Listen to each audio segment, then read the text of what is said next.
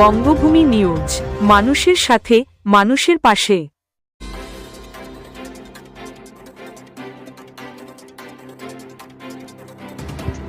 নিষেধাজ্ঞা ওঠার আগেই মাছ লুট।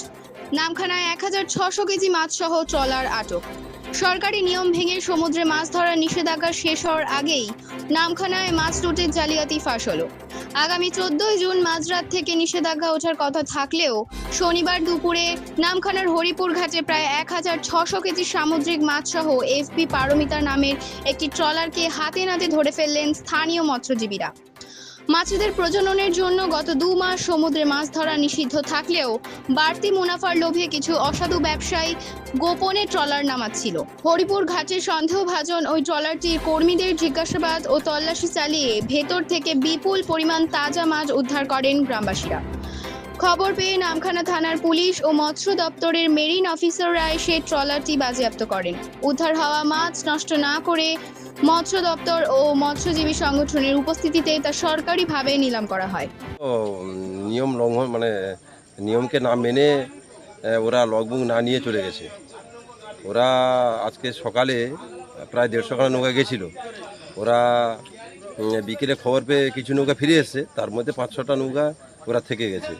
ওই তাদের মধ্যে একজনকে ওই আজকে ধরেছে আমাদের কোস্টগার্ড। আমাদের ক্ষতি বলতে সরকারি নিয়ম যেটা আছে যে 15 তারিখ অবধি আমাদের নৌকা লগবুক দেবে, আর 15 তারিখে আমরা ফিশিংয়ে যাব। ওরা আগে গেছে, প্রশাসন যেটা ভালো মনে করবে সেটা করবে।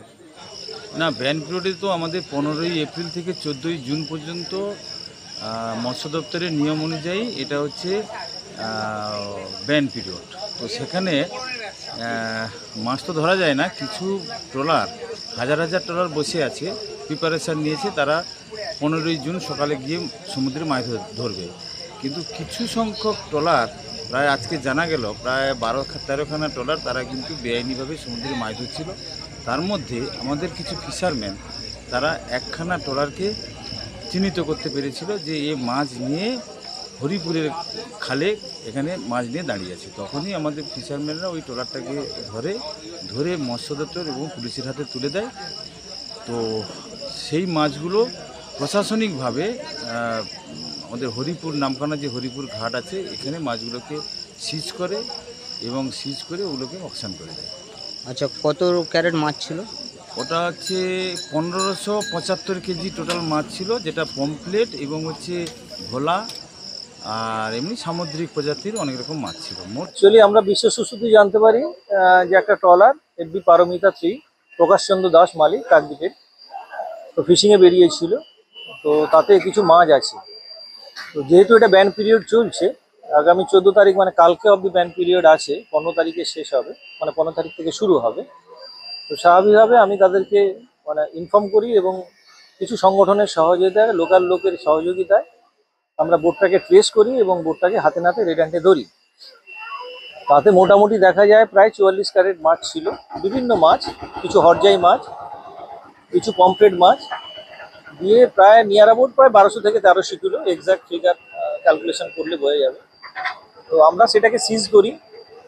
সিজ করে আমরা আমরা হরিপুর যে বাজার আছে, ঘাট আছে, এখানেই বোটটাকে নিয়ে আসি। বোটটাকে নিয়ে এসে মালিককে খবর দিই, মালিকও আসেন, পুলিশ প্রশাসন ছিলেন, অ্যাসোসিয়েশন, ফিশারম্যান অ্যাসোসিয়েশন ছিলেন, সাধারণ মানুষ ছিলেন, আমরা সরকারি আধিকারিকরা ছিলাম। তাদের উপস্থিতিতে আমরা মাছটা অকশন করি, অকশনারদের উপস্থিতিতে। তো মোটামুটি অকশন করা হয়েছে। এবার তারপরে যে মাছটা আছে, যে বোট ওনারকে আমরা শোকজ করবো।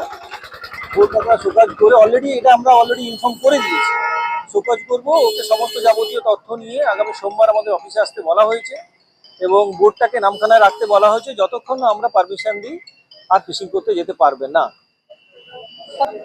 মোটামুটি প্রায় 2.25 লাখ, মানে 2,60,000 কাছাকাছি। এক্সাক্ট ফিগারটা এখনো ক্যালকুলেশন চলছে, 2,50,000 থেকে 60-এর মধ্যে হবে। নামখানা থেকে ক্যামেরায় সন্দীপ দাসের সঙ্গে শুভজিৎ শাসমলের রিপোর্ট, বঙ্গভূমি নিউজ।